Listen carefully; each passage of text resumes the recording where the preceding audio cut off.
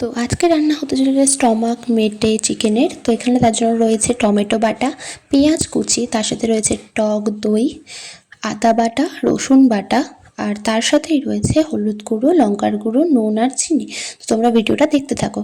তো প্রথমেই সর্ষের তেল কড়াইতে দিয়ে তার মধ্যে কিছু তেজপাতা দিয়ে দিয়েছে, দিয়ে তার মধ্যে কুচিয়ে রাখা পেঁয়াজটা দিয়ে ভালো করে কিছুক্ষণ ভেজে নিতে হবে। চিকেন কষা তো সবার বাড়িতেই হয়, এটা সাধারণ ব্যাপার, বাট এই চিকেনের স্টমাক মেটে এই রান্না হওয়াটা একটা অসাধারণ হয় স্বাদটা। তো তোমরা ভালো লাগলে অবশ্যই like, comment, share and subscribe করে দিও, আর ভিডিওটা পুরো দেখতে থাকো আর সঙ্গে থাকো। এই রান্নাটা আমাদের বাড়িতে প্রায়ই হয়, তাই তোমাদেরকে তুলে ধরলাম।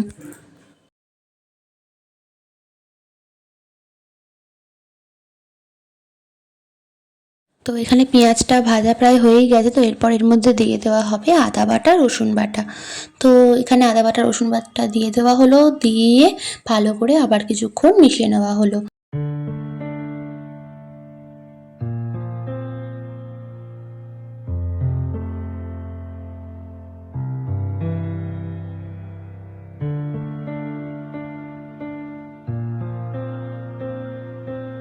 তো এখানে আদা বাটা ও রসুন বাটা দেওয়ার পর ঠিক 5 থেকে 10 মিনিট পর তার মধ্যে হলুদ গুঁড়ো, লঙ্কার গুঁড়ো, নুন আর চিনিটা একসাথে দিয়ে দেওয়া হলো। তো এই মশলাটা দিয়ে আবার কিছুক্ষণ ভালো করে মিশিয়ে নিতে হবে, নিয়ে তার মধ্যে সামান্য পরিমাণ জল দিয়ে দিতে হবে।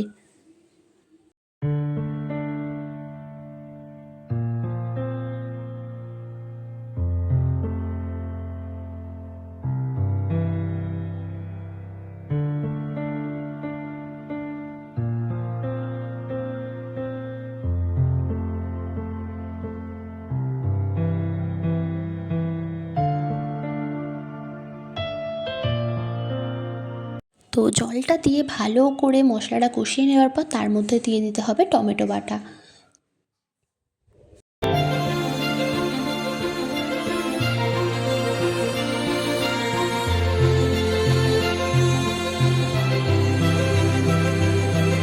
তো দেখতেই পাচ্ছ এখানে টমেটো বাটাটা দিয়েও ভালো করে নাড়িয়ে নেওয়া হলো। এরপর তার মধ্যে দিয়ে দিতে হবে ভাপিয়ে রাখা চিকেনের স্টমাক, মেটে, গলা এগুলো। তোমরা অবশ্যই কমেন্টে জানিও যে কাদের বাড়িতে এই স্টমাক, মেটে এইসবগুলো রান্না হয়। আমাদের বাড়িতে তো প্রায়ই হয়, আর আমাদের খুব ভালোও লাগে এটা খেতে। তো তোমরাও জানাও যে তোমাদের কজনের বাড়িতে এই রান্নাটা হতেই থাকে।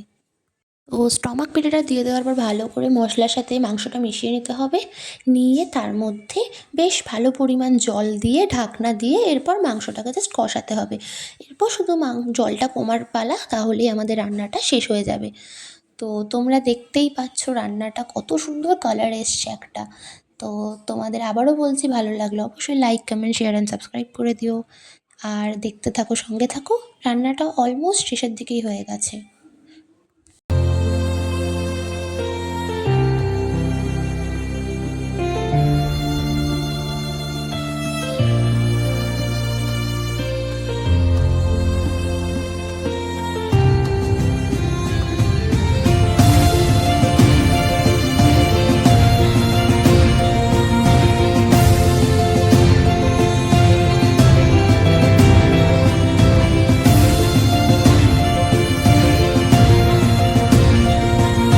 তো ঢাকনা দেওয়ার 15 থেকে 20 মিনিট পর ঢাকনা খুলে দেখলাম জলটা পুরো কমে গেছে, জল টেনে নিয়েছে। তো এরপর তার মধ্যে ছড়িয়ে দেওয়া হলো টক দই।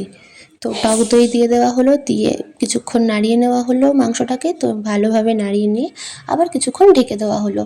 তো এইভাবেই আজকে আমাদের চিকেনের স্টমাক মেটে কষা রান্নাটা শেষ হতে চললো।